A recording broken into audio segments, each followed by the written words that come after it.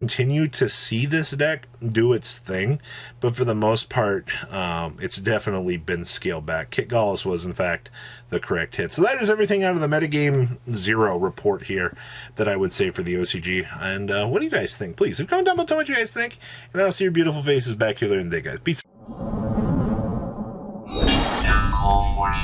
Hey, soon to be dropping below 34% of you that have not smashed the living crap out of that subscribe button. Please smash it so we can climb up, well, you guessed it, the 110,000 ladder here. So we're going to be looking at some data here from Road of the King and next roundup of events here. What you see up here on your screen is actually the pie chart from the most recent next play event. Now, let me tell you something about these pie charts. I'm so happy when I can see a pie chart look this beautiful.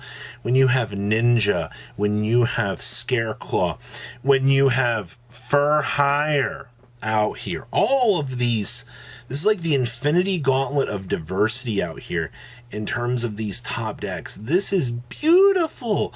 Like, this is what the game is about here.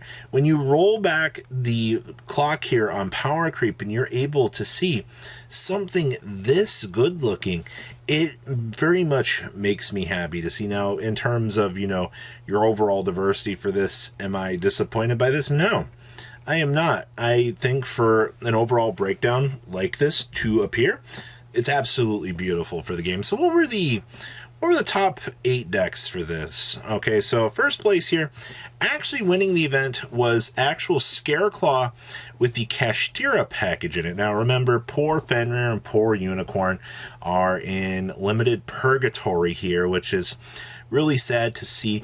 They had to get hit. Well, I mean, they had to get checked. It is kind of cool to see, though, that now that the Kashtira package has been checked in the methods in which it has, how they have shifted the, you know, way that they're playing this deck. And I think that that's going to be very important here, especially as we, you know, probably will see these changes roll out here in the OCG here in the near future. To kind of understand that one of the best diverse looking formats in quite some time. So that was your winner for this event. Now, second place here is going to be your Lurlisk Tri-Brigade. Now, Lurlisk Brigade has been, actually just Tri-Brigade in general has been like the biggest monster. And when we look at the Metagame 0 pie chart from Road of the King here in a bit, you will get the chance to see, you know, the representatives kind of shifting around here. And basically, you know, Tri-Brigade is the deck that you have to beat right now in order to keep up in this format. And that's not a bad thing, honestly. If Tri-Brigade Lurlisk is the benchmark without Stormwinds that I have to deal with, that is Easyville. I will handle that every time, other than handling, you know, absolute dumpster fire, you know, 9,000 simulator unfairness in the corner over here in the TCG format. So I think that's actually kind of interesting to see. But overall, this looks pretty standard. I mean, once again, some Morg's going to bring out Apex Avian. I mean, that's relatively easy to play around. Now we also have Sprite Brigade. Now, with the way that Sprite, in the current condition that it is in the OCG, this deck is not necessarily in the, what I would call the greatest of places. Though I will say that really keeping that in mind is not going to hurt you all that much. You just have to understand that, you know, with the Sprite hits the way that they are, that's why they have to play only one starter. Oh, man, it's so cool to just see that that's how bad that deck has been messed up. But you still have the same level of synergy here within this deck that you've had previously with the other iterations. It's just your consistency is way less than you would actually expect out of this. So it is good to see that, you know, and of course what we're doing here with this, all pretty straightforward, good stuff here. So good stuff with that. And then last but not least for this particular event, we also had Dark World. Now, their Dark World deck is a wee little bit more toxic than ours. Just a little bit. You know, they have some danger unrestrictions, but I mean, how much does that really change? The big thing with this deck is they're just going to turbo unload. Oh, that's it. Though, I will say that it is kind of cool to see a deck down here actually playing the Sky Striker link for the pop ability. It's kind of cute. But to be truthful with you, like, if this is the current iteration of Dark World, this is nothing like too particularly scary at the end of the day. It's just you have a little bit more Jackalope in the deck. The deck is still going to pretty much filter through and do all of the craziness that it does. Though I do find it interesting that we are only playing one Grapha in this particular deck, and we're not even focusing on any of the fusion shenanigans, so particularly don't need it the way it looks. So that's very, very interesting to see. Now, the Road to the King breakdown here for Metagame 0. Now, highest represented deck was the Tri-Brigade. I'm not surprised about that, considering the fact that, you know, that deck is pretty much going to be the big one here. You have Labyrinth coming in as your 7.3. We previously saw the Labyrinth was turning into a monster powerhouse in the OCG, and it looks like it is waking up. I see that we have Sprite, Tier, you know, with Kit Gallo's ban, they're still playing Tier. Then you follow up with like Dragon Link, Kashtira, Runic, Sky Striker, Sprite, Gishki. Yes, Sprite is actually, or with Gishki, is waking up. We've talked a little bit about the Gishki deck and how it actually does some relatively cool things. And then we had 35.4% other. That other category is really, really waking up. And that is really good to see. Like, once again, you have that diversity that's starting to peek through here.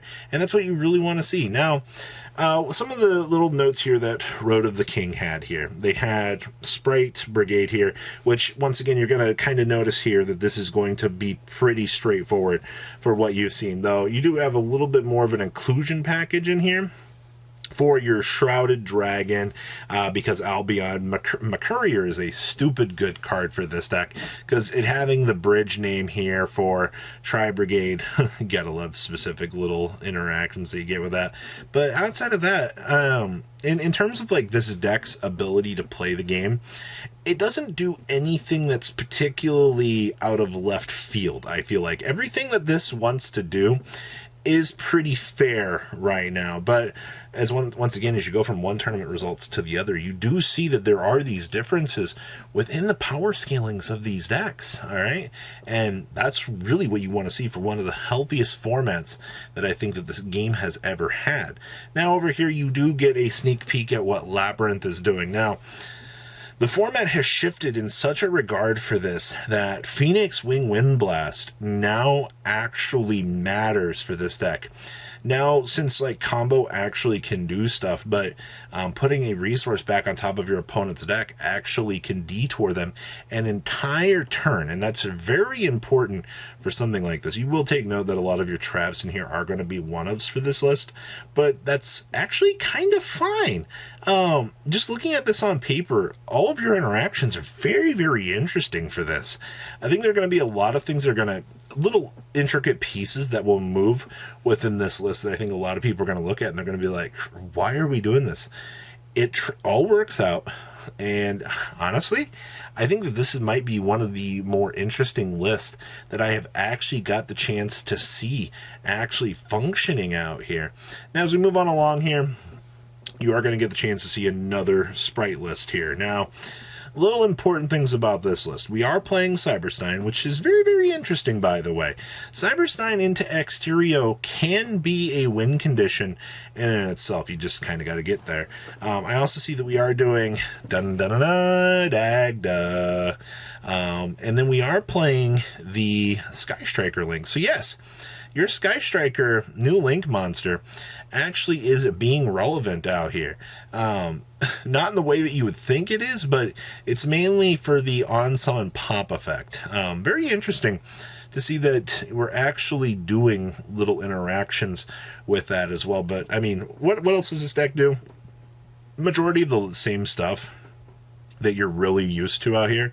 You just, unfortunately, you have to deal with a little bit more, I would say, of the unfun side of things here. And the last list we have from Road of the King here to share is the current state of Tier. Now, for those of you that have been keeping up, Tier's in shambles after the loss of Kit Gallos, but it is not unplayable.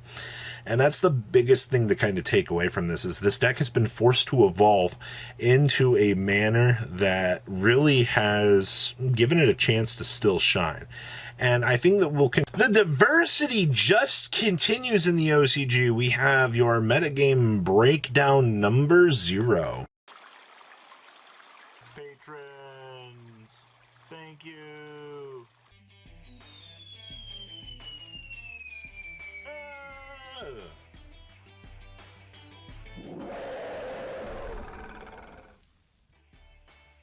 Thank you so much for watching. Check out these other videos.